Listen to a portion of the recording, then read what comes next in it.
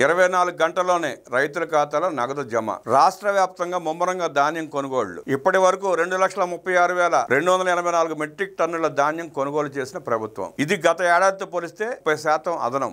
560,48 రూపాయలు రైతుల ఖాతాలో జమ చేసిన ప్రభుత్వం. రాష్ట్రంలో ధాన్యం కొనుగోళ్లు ముమ్మరంగా జరుగుతున్నాయని రాష్ట్ర పౌర సరఫరాల శాఖ మంత్రి నాదెండ్ల మనోహర్ తెలిపారు. రైతులకు ఎటువంటి ఇబ్బంది లేకుండా పారదర్శకంగా ఇప్పటి వరకు 32,793 మంది రైతుల నుండి 2,36,284 మెట్రిక్ టన్నుల ధాన్యం కొనుగోలు చేసి దాదాపు 560 కోట్ల రూపాయలు రైతుల ఖాతాలో జమ చేశామన్నారు. విజయవాడలోని సివిల్ సప్లైస్ భవన్లో ధాన్యం కొనుగోళ్లపై ఏర్పాటు చేసిన పాత్రికేయుల సమావేశంలో మంత్రి నాదెండ్ల మనోహర్ మాట్లాడుతూ, రైతులు మాపై ఉంచిన నమ్మకం, భరోసాతో నిజాయితీగా, పారదర్శకంగా, ఇబ్బందులు లేకుండా కొనుగోలు చేస్తున్నామన్నారు. రైతులు ఆశించిన మేరకు క్షేత్రస్థాయిలో దాదాపు 16,000 మంది సిబ్బంది ఇందుకు కృషి చేస్తుండగా జిల్లా స్థాయిలో కలెక్టర్లు, జాయింట్ కలెక్టర్లు నిరంతరం కొనుగోళ్ల ప్రక్రియను పర్యవేక్షిస్తున్నారు. దీనిలో భాగంగా ఇప్పటి వరకు 32,793 మంది రైతుల నుండి 2,36,284 మెట్రిక్ టన్నుల ధాన్యం కొనుగోలు చేసి 560,40,00,000 రైతుల ఖాతాలో జమ చేశామని తెలిపారు. ఇది గత సంవత్సరంతో పోలిస్తే 30% అదనమన్నారు. గత ఏడాది ఇదే రోజుకు 181,880 మెట్రిక్ టన్నుల ధాన్యం కొనుగోలు చేశామన్నారు. తమ ప్రభుత్వం ప్రణాళికాబద్ధంగా క్షేత్రస్థాయిలో కొనుగోళ్ల ప్రక్రియ నిర్వహిస్తూ రైతాంగానికి కనీస మద్దతు ధర లభించేలా చర్యలు తీసుకుంటుందన్నారు. గత ప్రభుత్వ హయాంలో కొంతమంది రైతులకి కొన్ని ప్రాంతాల్లో రైస్ మిల్లర్లకు లబ్ధి చేకూర్చేలా చేసిన నిర్వాకాలు అందరికీ తెలిసినవేనన్నారు. గత ఏడాదితో పోల్చుకుంటే ఇప్పటి వరకు ధాన్యం అమ్మిన రైతుల సంఖ్య 36% పెరిగిందన్నారు. వీరిలో ఎక్కువగా చిన్న సన్నకారు రైతులు ఉన్నారని, దాదాపు 6,600 మంది కౌలు రైతులు కూడా సద్వినియోగం చేసుకోగలిగారన్నారు.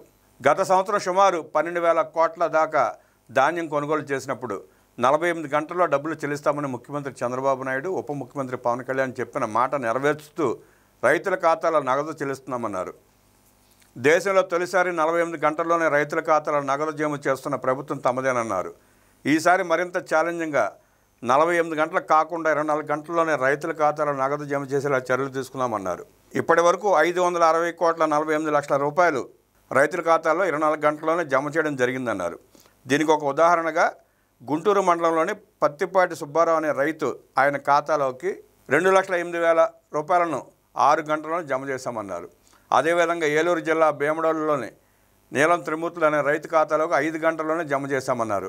గోనె సంచుల సమస్య లేకుండా 6,34,00,000 గోతాలను రైతు సహాయ కేంద్రాల్లో రైతాంగానికి అందుబాటులో ఉంచామన్నారు.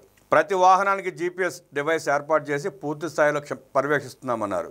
ఈ నెల 23-24 తేదీల్లో అల్పపీడన హెచ్చరికల నేపథ్యంలో 50,000 టార్పాలను ప్రతి రైతు సహాయ కేంద్రాల్లో జిల్లా స్థాయిలో అందుబాటులో ఉంచామన్నారు. అందులో భాగంగా ఇప్పటి వరకు సుమారు 19,000 టార్పాలను రైతు సహాయ కేంద్రాల్లో రైతాంగానికి ఉచితంగా అందించామన్నారు.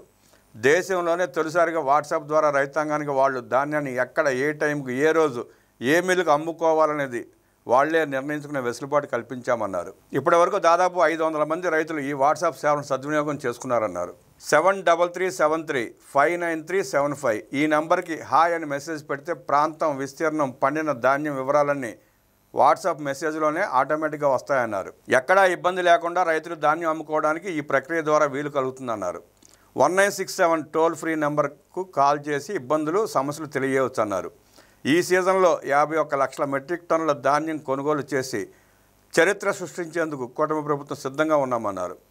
ఫైన్ వెరైటీ ధాన్యం కొనుగోలు చేస్తున్నామని, మధ్యాహ్న భోజనం పథకం కోసం పాఠశాలలకు నాణ్యమైన బియ్యం అందించే విధంగా ఒక కార్యక్రమాన్ని ప్రవేశపెట్టామని మంత్రి నాదెండ్ల మనోహర్ తెలియజేశారు.